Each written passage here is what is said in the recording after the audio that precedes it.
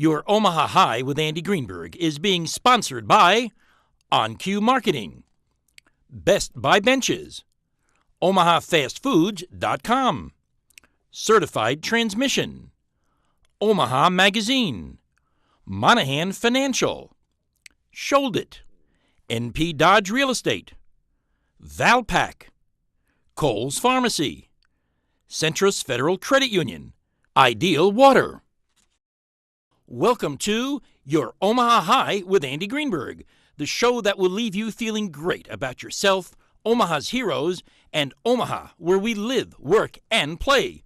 So park yourself on the bench and have fun. Hi, and welcome to this week's edition of Your Omaha High with Andy Greenberg, the show that you watch to make sure that you get the information that you need to really have a very enjoyable life. And you get to learn and to meet very, very interesting people here in Omaha, Nebraska, who have actually done great things with their lives that you can learn from. And of course, we're going to be covering a PSA, an organization here in Omaha that does some amazing things that you probably have never, ever heard of. And as part of the last part of the show, we're going to introduce you to a gentleman by the name of Lloyd Roitstein, who used to be president of the Boy Scouts of America right here in Omaha, in the Omaha Central and Regional Council, or Midlands Council. And he's going to share with you some great information. You're going to learn the following: how to create a vision for yourself, how to have leadership traits and talents, what to do when you go ahead and retire, and how you can give back to the community. Lloyd will be chatting with you in just a few moments, but I really want to thank you on behalf of our viewers to be here today. Thank you. But first, I want to be able to cover something that is very, very important, because I'm going to give you an assignment. Now, it's going to sound very strange, so I want you to listen very carefully. When you got up this morning, what side of the bed did you get out of? Did you get out of the right side, or did you get out of the left side? Now, whatever it is, you probably go to sleep the same exact way year after year after year. But tonight, I have a challenge for you. I have a sleeping challenge for you, because what I want you to do is something you've never done before. I want you to change positions, which means if you are on the right side, I want you to go on the left side. If you're on the left side, I want you to go on the right side. Now, you're probably saying to yourself, wait a minute, I can't do that. I've always done this the exact same way in my entire life. Don't ask me to change something that I'm so comfortable with. It is for that reason, and that reason only, that I'm asking you to do that. Now remember, if you have a partner, you've got to convince your partner to change also. And that's a wonderful thing, because once you learn how to change a lifelong habit, which is exactly what you're going to be doing, imagine the other lifelong habits that you will now finally be able to change. And when you change some of those bad habits based on what you're going to learn tonight, can you imagine for just one moment what that is going to do to your life? That is a great way right now for you to start changing. Now, you might be saying to yourself, and by the way, I'm going to agree with you, I like the way my life is now. Why do I want to change? Because when you think about it, you are not the same person that you were 5 years ago. And 5 years from now, you don't want to be the same person that you are today. So the challenge is, tonight, switch your sleeping position and take that new skill, that new trait, that new talent, and adopt it to the rest of your life. Now, when you get up in the morning, the chances are that you will be going to the grocery store. We all do. And every time we go to the grocery store, the clerk asks us a very, very important question, don't they?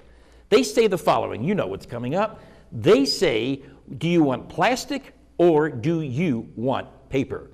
And of course, sometimes we get annoyed with that because we know what we want. Why doesn't the clerk know what we want?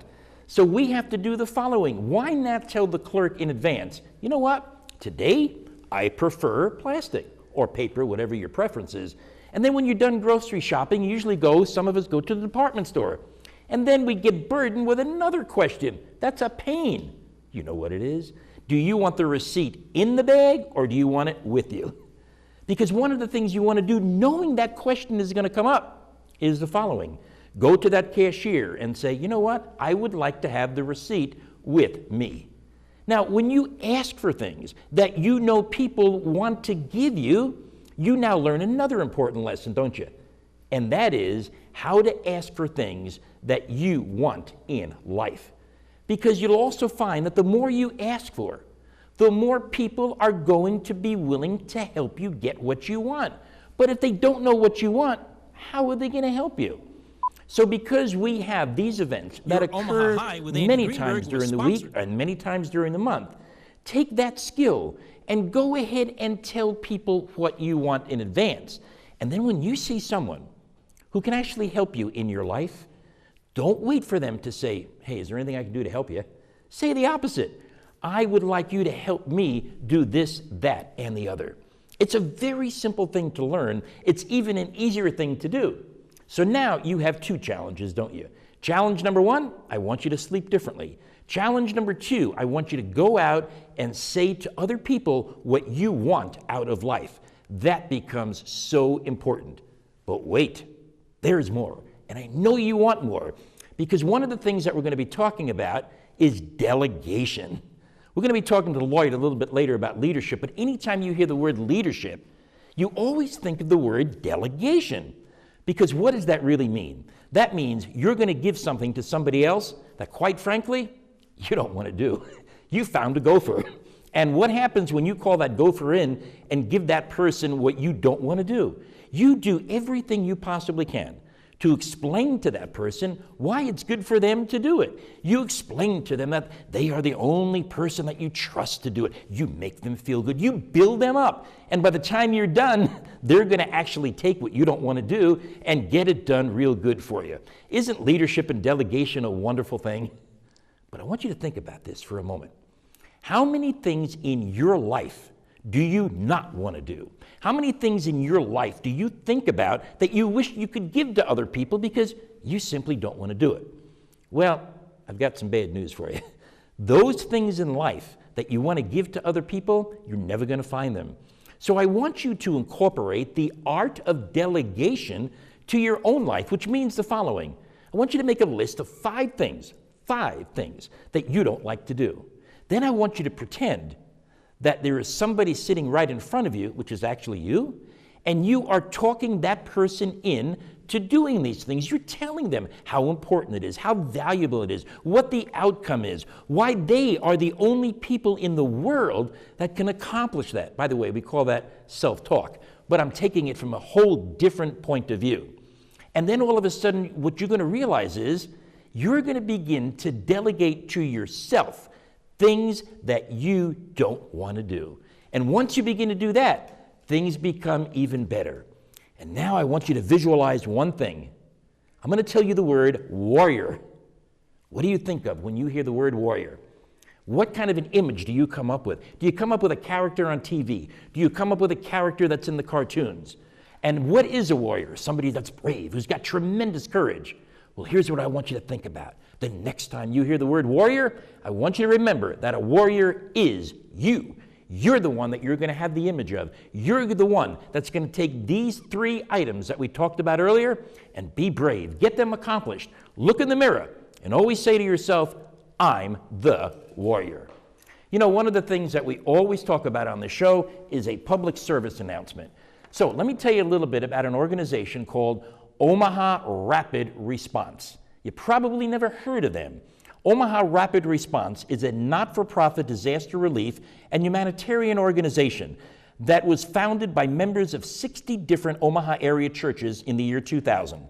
Since 2001, ORR has provided medical, construction, chaplains, disaster coordination, materials, volunteers, training, and support to victims of man-made and natural disasters. But guess what? They do it locally, nationally, and around the world. ORR brings hope to the hopeless by meeting the physical, emotional, and spiritual needs of those suffering in the midst of crisis. On your screen is Omaha Rapid Response. Go to their website, call them at 305-3053, and find out what they do. And always remember that when there is a disaster around the world, it is this organization centered right here in Omaha, Nebraska, known as Omaha Rapid Response, that goes out to the entire world and helps them go through lots of issues.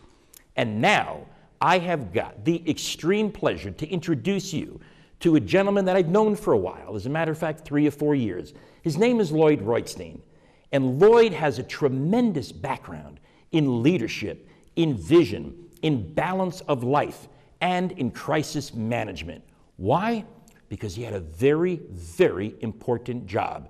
He has been in charge of the Boy Scouts Midland Council right here in Omaha, Nebraska. Lloyd, welcome to the show. Thank you, Andy. And I'm intrigued about the Boy Scouts. I'm intrigued about how you developed a career with them. What prompted you to join the Boy Scouts, and how many years ago was that?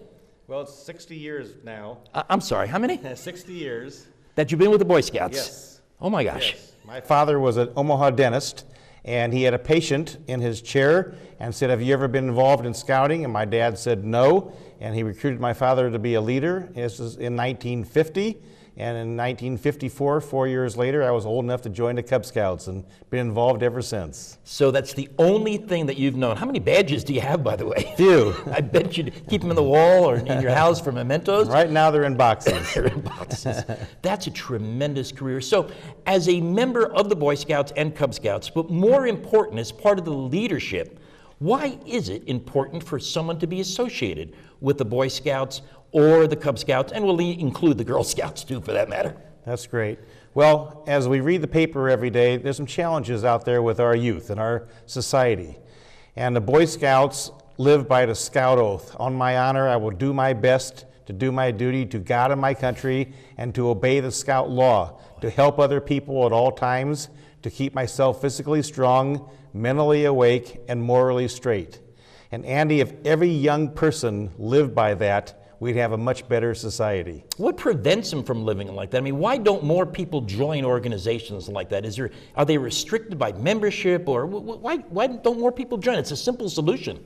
There's a lot of competition for family time out there, more than ever. And sports is very big now, of course. Right. And it's very competitive, and it takes a huge family commitment to be in scouting. The parents have to get involved and work with their child. It takes a lot of time. Has there ever been any data that says people that have gone through the Boy Scouts actually live a better and more successful life?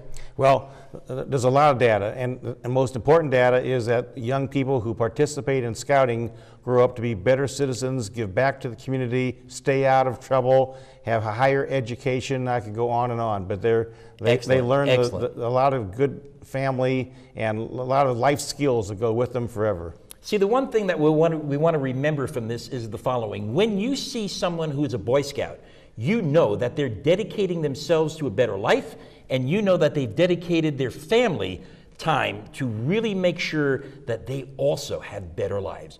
But one of the things that I've always associated with Boy Scouts is leadership. How does the Boy Scouts develop leadership? And once they have it and they're adults, what do they take with them that help them live a better life because of the leadership skills they learn in Boy Scouts? It's amazing. From the day you join scouting, you're taught leadership, and there's all kinds of programs and camps that they go to. Everything they do is run by the youth themselves, and the youth elect their own leaders. And when they go on a camp out, for instance, they've got to decide what type of clothes to bring, what kind of food to bring. They have to be prepared for everything in life. And if they don't do that, they learn the hard way.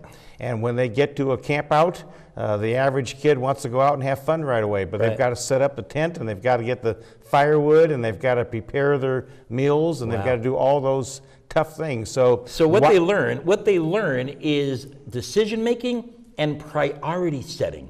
And could you imagine for just a moment, if each and every one of us had leadership skills that were perfected, the ability to establish priorities, and the ability to make great decisions. If you were able, in one word, or maybe a few more, I'll give you a little bit more words to use, how would you describe the effective leader? What's an effective leader? Well, number one, there's a difference between a boss and a leader. All right. And the leader involves everybody else and makes them feel good.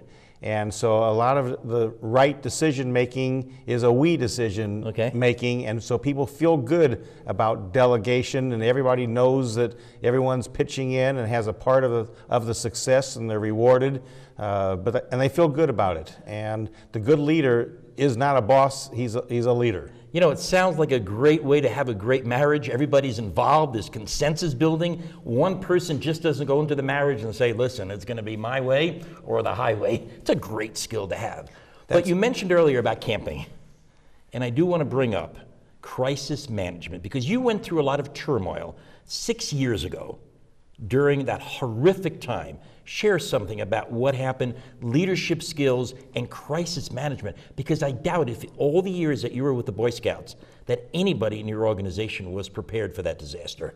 Well, I tell people every day when I get asked about that situation, it was the worst time of my life and the best time of my life. Because these young men, everything they had learned in scouting, and the camp they were at was a leadership camp. Right. And the day before, they had practiced what to do in case of an emergency. And those young men stepped up to the plate and saved each other's lives and knew what to do. And when the emergency team showed up, they directed the emergency teams on what to do and where to go and what they'd done. And so those young men practice, that's what you do in scouting every day, their leadership, the first aid skills, right. To keep calm and what to do. And so my part in that was very simple. I just made sure I told the truth and answered the questions. Right. And but the young men who were out at camp and the staff and leaders out there who were the ones that were the heroes and really stepped up to the plate and showed what scouting's all about. But in the executive part of what you do, there must have been a crisis management team or something, because you guys were probably unprepared for that. I bet you the scouts were more prepared for that event than the management team, just Definitely. looking from the outside. Definitely. From thousands and thousands of letters and donations from all over the world. Right. And people wanting to know how they could help. When I got to camp that night after the tornado hit, there were miles, virtually Wow. miles of cars and trucks ready to help out. That's amazing. And so there was a lot to do, and Right. we had teams of people that had that you to organized that were right under you, and that's great leadership. But now you're retired, and you say, you know what, 60 years is done. But you are not the typical retiree, because you've dedicated your time off in retirement to working for nonprofit spiritual organizations. And I've had the opportunity to be under your leadership. But what I want to talk about is vision setting. How you set a vision for an organization, and how you set visions for the Boy Scouts, and how you got people to buy into that. Because that's a trait that each and every one of our viewers can learn from. So please help us learn how to take a vision and to achieve it.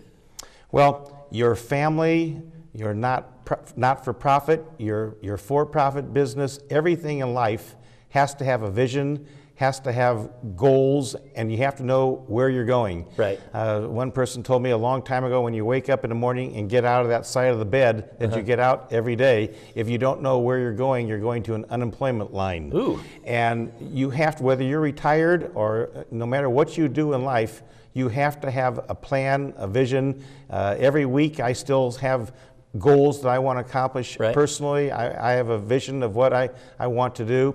And you have to get other people involved in what you do, whether it's your family. Right. When you tell your family members to do something, they don't like it. When you involve them in the decision-making process, Sure. they enjoy it. And so when you develop a strategic plan or a vision, you have to involve the right people, and you have, as a CEO, have to direct that.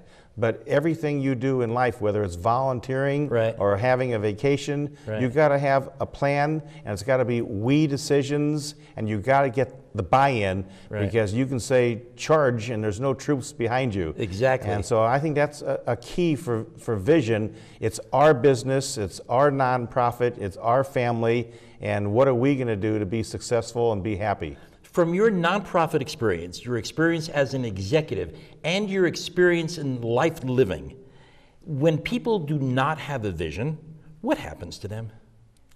Nothing. Nothing. And I asked that question on purpose because visions are so important. That is why each and every one of us has to have those goals. And you know, there's something very famous. If I was to ask you right now, when is the most popular day that you have on your calendar? And I would ask you to look at it in the calendar, and I would say to you, please find for me the next time You ready for this? Someday comes up, you're not going to be able to find it because someday is not on the calendar. So would you agree that part of goal setting also says when you want to accomplish it and how you're going to accomplish it, and that's all part of your plan and people that you want to have with you, because that whole vision has to be shared by others.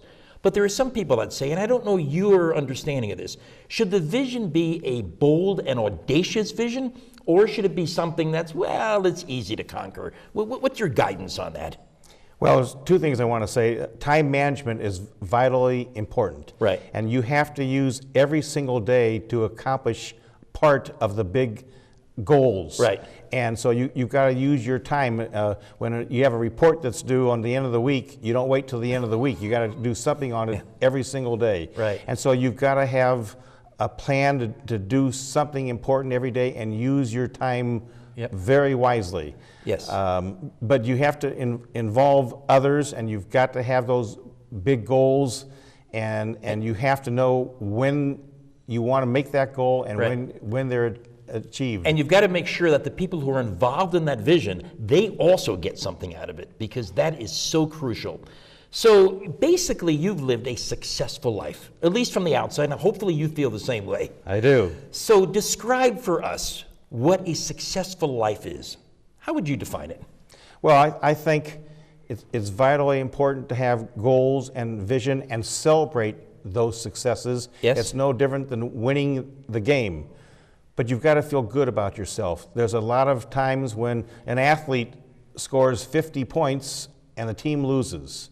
And you need to have goals that you feel good about yourself, and you've accomplished something. Right. And when I volunteer my time, I want to feel good. Yes, I'm helping someone else, but I want to feel good about myself. Right. And I think that's as important as anything, no matter what you do, is you got to celebrate and feel good and feel that you've accomplished something. And is there a difference between successful life and an enjoyable life? Are they interdependent or independent of each other? There's a lot of people who have successful lives that are not happy. I know it. And you have to enjoy what you accomplish. And so you've got to set goals not only that pay you a salary or get you the promotion, but you've got to enjoy life and feel good about yourself and be happy everything you do. So what's next for Lloyd Roitstein? Well, I can't sit on a couch. I enjoy volunteering, and my challenge is I get asked to do more things than I can successfully accomplish, and but I'm going to stay active and feel good about myself and find time to enjoy life too now that I'm retired and go on a lot of trips. But again, I want to continue to make a difference in our community and help provide the leadership that organizations need for the future. I want to key for a moment on exactly what he just said. He said he wants to do good for the community. And that is exactly what your Omaha High is all about. One of the reasons I had Lloyd on the show, because do you know anybody else, I don't, who's been on the same job for 60 years, or is that when you first started as a Boy Scout? So what's your employment period? I worked for the Boy Scouts from 1971 to 2011. Okay, so that is... For 40 years. 40 years. I don't know very many people that have been on the job for 40 years. That in itself is an accomplishment. Were you ever bored? Never. Why? I tell people it sounds corny. I've had one wife and one career, and I can't wait to get up every morning and do what I do. Yes, and that is another very, very important key that each and every one of us should understand, that when you get up in the morning, you've got to enjoy that morning. You've got to enjoy everything that is going to be coming up for you. And you know what? Just like we learned in the tornado discussion, there will be times of crisis. There will be times where something will happen that is unexpected. But here's the key, and Lloyd said it. He said that the Boy Scouts were prepared the night before.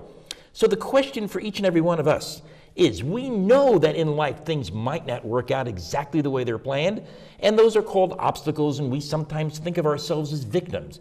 But if we prepare for those, if we are not afraid of those, if we are not shy of those, and we say to ourselves, now is the time for me to prepare a crisis management plan so that when it happens, I'm not going to get stressed out. And we combine that with a love of life. We combine that with an enjoyable lifestyle filled with success and filled with goals. But there's one thing that we didn't ask yet. You mentioned the word celebrate. How do you celebrate? Well, I think part of it's internal and part of it is external. I think you have to be positive every day and have a great attitude and feel good about yourself. And even sometimes when you don't achieve a goal or you do have obstacles in your path, right, you celebrate what you did accomplish and you gave 100% and you had the right attitude and you patted people on the back, and then every day is good no matter what happens. I had a boss one time and he had a very, very interesting statement. I want to get your point of view on this statement. He said the following: we had a great year. He called all the staff in and he said the following: everybody, let's celebrate the results of last year. Celebration's over. How do you feel about that? Well, I think it's very true.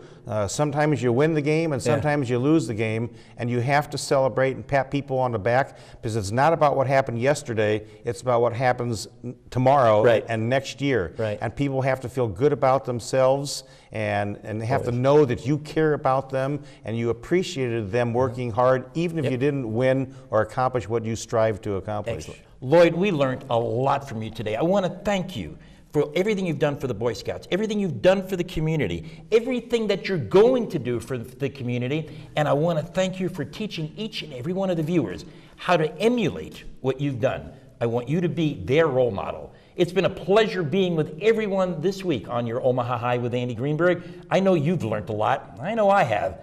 And next week, we're going to have a marvelous guest who's going to take the Omaha High idea and shift it to something absolutely brand new. We're going to keep with the format. We're going to be having the 4 motivational vignettes. We're going to talk about a great organization and interview an absolutely marvelous guest. Because that's why each and every one of us tune in to your Omaha High with Andy Greenberg so that we can get motivated, so that we can learn, so that we can always enjoy a better life. No matter how good it is, remember, it can always be better. And there's only one person that could do that, and that is you. It's been a pleasure spending this time with you, and if you want to reach me during the week, you certainly can at contacting me at speakingofAndyGreenberg@cox.net or looking at my website at andygreenberg.wordpress.com. Your Omaha High with Andy Greenberg was sponsored by OnCue Marketing, Best Buy Benches, OmahaFastFoods.com, Certified Transmission, Omaha Magazine, Monahan Financial, Sholdit, NP Dodge Real Estate, Valpak, Kohl's Pharmacy, Centrus Federal Credit Union, Ideal Water,